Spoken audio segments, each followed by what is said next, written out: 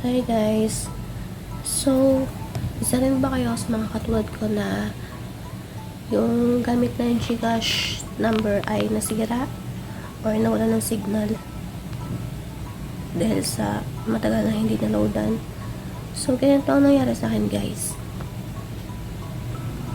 Hindi ko na rin kasi matandaan kung gano'n ko siya katagal hindi na-loadan. So, bigla na lang siyang nawala ng signal. So, napunta ako sa Globe Service Center and sabi nila sa akin na kapag ang SIM card ay 3 months na hindi naloloadan, maaari siyang mawala ng signal. So, hindi mo na siya magagamit kahit kailan. And kahit magpalit ka ng SIM, tapos same number, hindi na daw pwede yun. Kasi, parang naka-automatic na siya basta mawawalan na siya ng signal. So, kahit anong gawin mo, hindi mo na mababalik yung dating number mo. So, ang ginawa ko, nag-login ako sa GCash, gumawa ako ng bagong account. At dapat, yung gagawin yung bagong account ay same yung name dun sa old GCash nyo. And, kahit ng SIM card guys, pwede sa GCash. Kahit dito SIM, token text, smart, pwede yan. Kasi ang ginamit kong SIM ay dito SIM, ayun ang ginawa kong bagong GCash number ko. So, dapat same yun sa old GCash mo. Yung old GCash mo, pares dun sa name mo, sa bagong account na gagawin mo. And then, pupunta ka, kapag may bagong account ka na guys, punta ka sa help center. Punta ka sa profile mo. Ito guys, bagong gawang account ko na to. Ito na yung bagong account ko na ginawa. Tapos punta ka sa help. Then, dito, hahanapin mo yung kung ano yung problema mo. So, dito guys, hanapin mo yung SIM lost.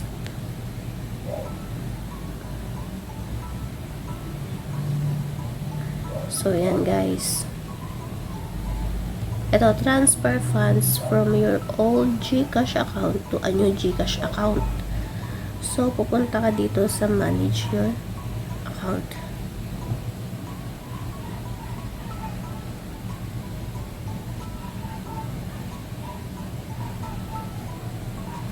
Yan. Tapos yan guys, dito may mga link dyan. So, pindutin mo lang tong report a lost and stolen SIM here. Yan. Tapos, i-report mo siya. Yan guys. So, dito guys, magpipill up ka lang. Yung email address mo,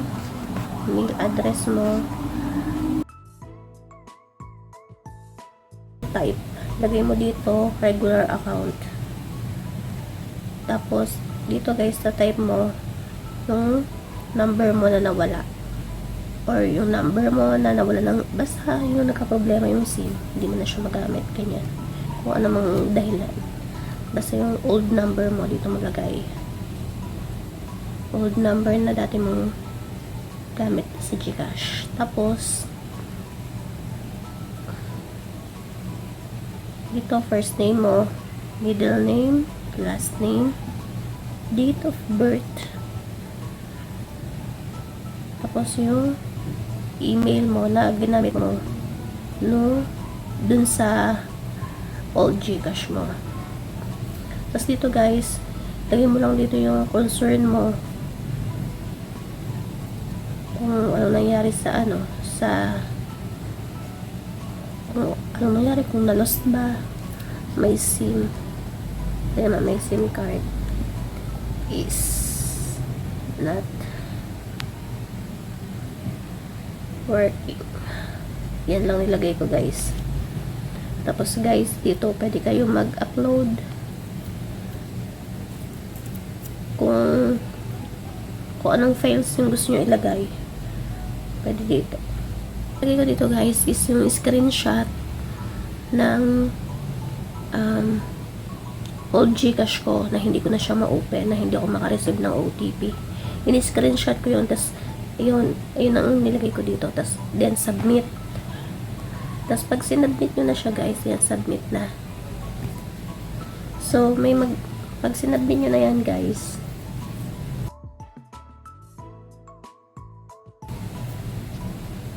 merong ticket number kayong marireceive guys, may ticket number kayong marireceive.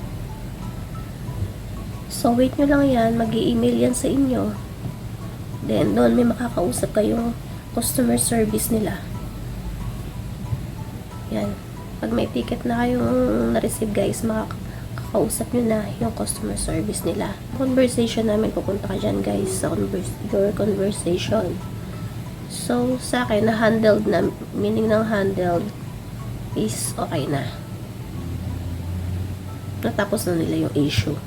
So, dito guys, yan, ito yung conversation namin.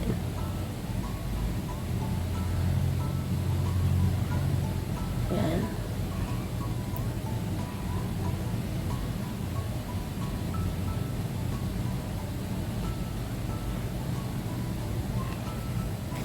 So, dito guys,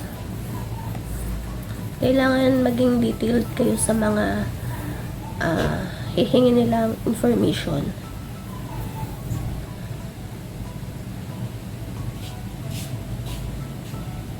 Yan. So, dapat yung guys, yung magiging new Gcash number nyo is fully verified. Kailangan fully verified muna siya bago kayo bago nyo ibigay sa kanila yung new Gcash number nyo, kasi para matransfer agad nila yung dun sa old account nyo, para matransfer agad nila kung magkano yung laman. So, akin ito, sabi ko kasi 500 pa yung laman, so nalimutan ko na nasa 200 plus na lang pala siya. So, dito hi Jenny, would you appreciate if you could give us more information about your concern to ensure we give you the right assistance? Looking forward to your response. So, ibinigay ko dito yung lahat ng information, yung screenshot na last na naging transaction ko sa Gcash, isinend ko sa kanila. Tapos, isinend ko din yung email ng Gcash, yung last na nag-send ako ng pera sa Gcash ko. Yan, sinend ko rin yun sa kanila. Tapos, hihingi nila dito guys yung yan, ito yung screenshot sa baba. Ito yung screenshot na nag-send, yung huli kong send ng pera sa Gcash. Tapos, andito rin yung hihingin din nila guys yung number, yung hihingin din nila yung ID na ginamit mo nung nag-apply ka ng bagong Gcash mo.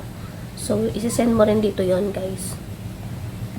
So, sabi nila sa akin dito, yan. Hi Jenny, I am now processing the transfer of your funds to your new number. We will get back to you within 2 business days. So, 2 business days ang sabi nila. So, sila sa akin ito is July 30.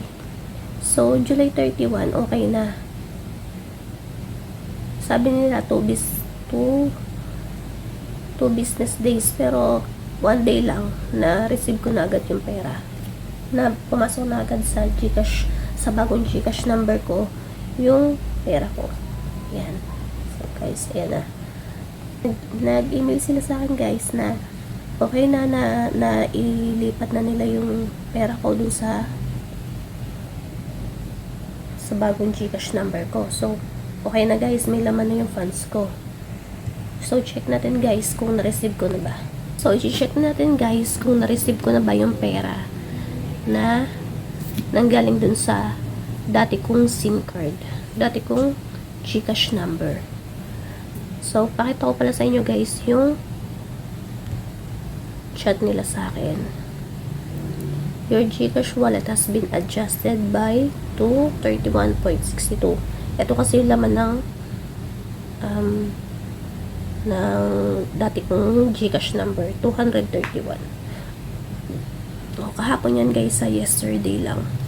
Yan yesterday lang. So, within 1 day lang, na-receive ko na yung yung pera ko dun sa dati kong GCash. So, check natin yung GCash natin guys. And guys, thankfully na lipat na nila. Eto na guys, yung funds ko sa dati kong GCash. Kasi guys, syempre, kahit 231 pesos yan, sayang din yan. Marami na rin mabibili. So guys, sana nakatulong tong video na to. And please like, share, and follow my YouTube account. Thank you guys. Comment down below kung meron kayong mga katanungan and try nating sagutin. So guys, thank you. Don't forget to subscribe to my YouTube channel. Thank you guys.